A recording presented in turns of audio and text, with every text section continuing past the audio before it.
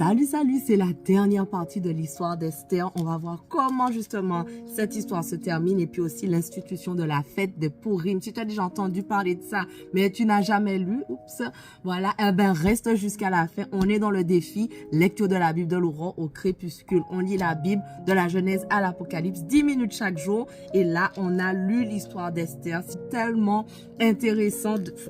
Ah là là, mais Seigneur, merci pour ta parole, merci pour tes promesses, merci pour tout ce que tu nous apportes, Seigneur, à chacun personnellement à travers les lectures, Seigneur, et merci encore de nous parler vraiment personnellement encore aujourd'hui, de nous aider à comprendre le passage du jour et bénis tous ceux qui sont avec moi, franchement, bénis-les et permets-nous à chacun de pouvoir garder notre motivation jusqu'au bout. Au nom de Jésus, Amen. Alors, on continue. Esther 8, verset 6. En effet, comment pourrais-je supporter de voir le malheur s'abattre sur mon peuple? Donc, n'hésite pas à lire avant ou regarder les vidéos. C'est Esther qui parle à l'empereur.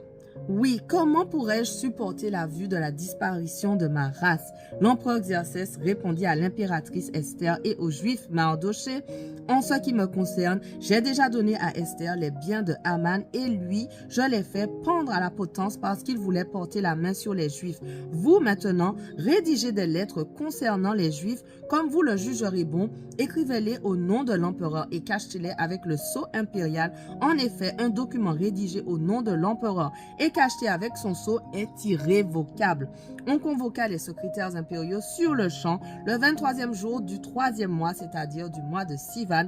On écrivit aux Juifs, aux satrapes, aux gouverneurs et aux ministres des 127 provinces qui s'étendaient de l'Inde à l'Éthiopie, et tout se coordonna Mardochée. Oui, on rédigea les lettres avec l'écriture de chaque province et selon la langue de chaque peuple. De même, on écrivit aux Juifs avec leur écriture et dans leur langue. Les lettres furent écrites au nom de l'empereur Xerxès et cachetées avec son sceau, et on les expédia par des courriers montés sur des pur sang sélectionnés de l'administration impériale. Par cet édit, l'empereur autorisait les Juifs de chaque ville à se regrouper pour défendre leur vie, à massacrer, tuer et exterminer toute bande armée d'un peuple ou d'une province qui les attaquerait, y compris leurs enfants et leurs femmes, et à piller les biens de ces gens. Cette autorisation était valable pour un jour, le 13e jour du 12e mois, qui est le mois d'Adar dans toutes les provinces de l'empereur Xerxès. Une copie du texte de la lettre devait être promulguée comme ayant force de loi dans chaque province et portée à la connaissance de toute sa population, afin que les Juifs se tiennent prêts à se faire justice de leurs ennemis ce jour-là. Les courriers montés sur les pur sang de l'administration impériale partirent à bride battue par ordre de l'empereur, tandis que l'édit était immédiatement publié dans la citadelle de Suse. Mardochée sortit de chez l'empereur revêtu d'un habit impérial violet et blanc, portant une grande couronne d'or et un manteau de byssus et de pourpre. Toute la ville de Suse retentissait de cris de joie et se réjouissait. Pour les Juifs, ce fut un jour lumineux, un jour de bonheur, de joie et de gloire. En chaque province, en chaque ville et en tout lieu parvenait l'ordonnance et l'édit de l'empereur. Ce fut pour les Juifs le bonheur et la joie, ainsi qu'une occasion de festin et de fête. Un grand nombre de gens du pays se firent juifs, tant les Juifs leur inspiraient de crainte. Esther 9. Le 13e jour du 12e mois, c'est-à-dire le mois d'Adar, arriva. C'était le jour où le décret impérial devait être appliqué.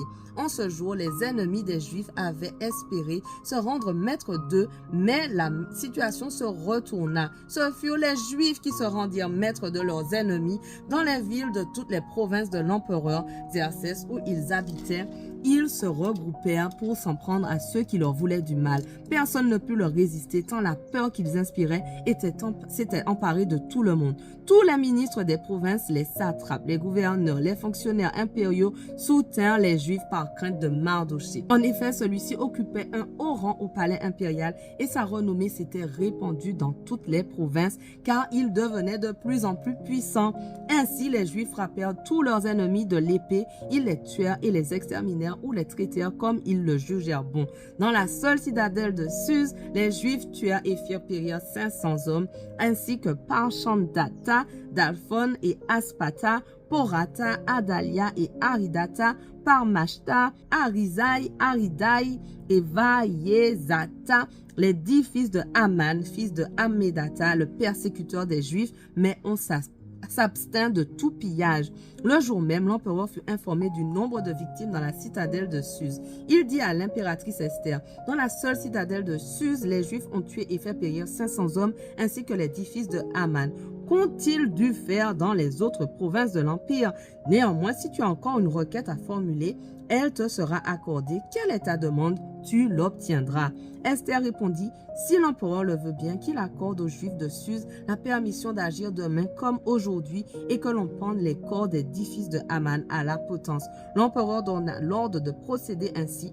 Un nouveau décret fut promulgué à Suse et les 10 fils de Haman furent pendus. Les Juifs de Suse se rassemblèrent donc encore le 14e jour du mois d'Adar et tuèrent 300 hommes, mais sans piller leurs biens. Les autres Juifs disséminés dans les provinces de l'Empire se réunirent aussi pour défendre leur vie et garantir leur tranquillité vis-à-vis de leurs ennemis. Et le 13e jour du mois d'Adar, ils tuèrent 75 000 de leurs ennemis, mais sans piller leurs biens. Le 14e jour du mois, ils cessèrent tout massacre et firent de ce jour un festin de jour de festin et de réjouissance. Par contre, les Juifs de Suse qui s'étaient regroupés le 13e et le 14e jour se reposèrent le 15e et c'est ce jour-là qu'ils firent des festins et se livrèrent à des réjouissances. C'est ce qui explique pourquoi les Juifs disséminés dans les campagnes et ceux qui habitent dans des localités des campagnes font du 14e jour du mois d'Adar un jour de fête, de réjouissance et de festin et s'envoient mutuellement des cadeaux ce jour-là. Mardochée consigna par écrit le récit de tous ces événements, puis il envoya des lettres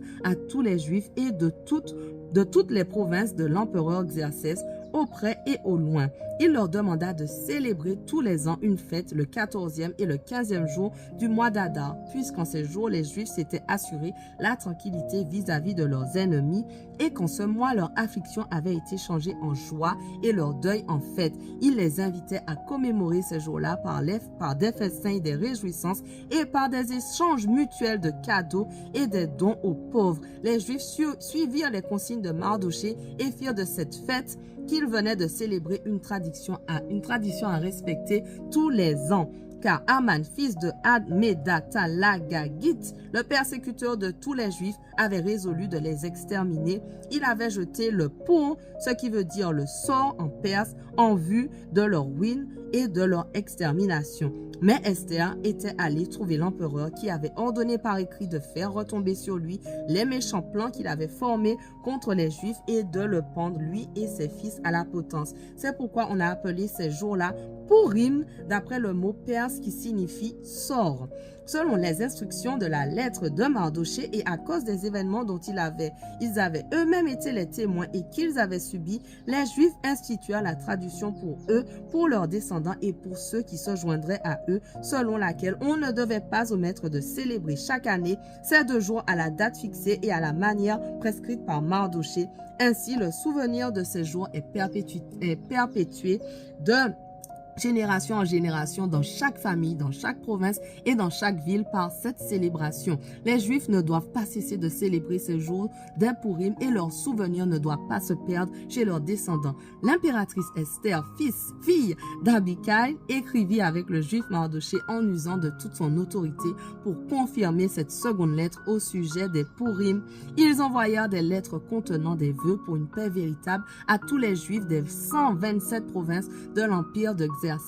Elle confirmait l'institution de ces jours des Purim à la date fixée, telle que le Juif Mardochée et l'impératrice Esther les avaient institués et telle que les Juifs les avaient eux-mêmes institués pour eux-mêmes et pour leurs descendants avec des jeûnes et des supplications. L'ordre d'Esther institua le rituel de cette fête des Purim et cela fut consigné dans un livre. Esther 10. Par la suite, l'empereur Xerxès imposa un tribut à tout son empire ainsi qu'au territoire côtier. Tous ses actes démontrant sa puissance et sa vaillance ainsi que la manière dont il éleva Mardochée à un rang important sont consignés dans le livre des annales des empereurs des Mèdes et des Perses. Le juif Mardochée occupa en effet le second rang après l'empereur Xerxès. Il fut très considéré par les Juifs et aimé par tous ses compatriotes parce qu'il travaillait au bien de son peuple et œuvrait pour la paix de toute sa race. Et voilà, notre passage touche à sa fin, mais on continue dès demain. On ne lâche rien. Allez, sois bénis.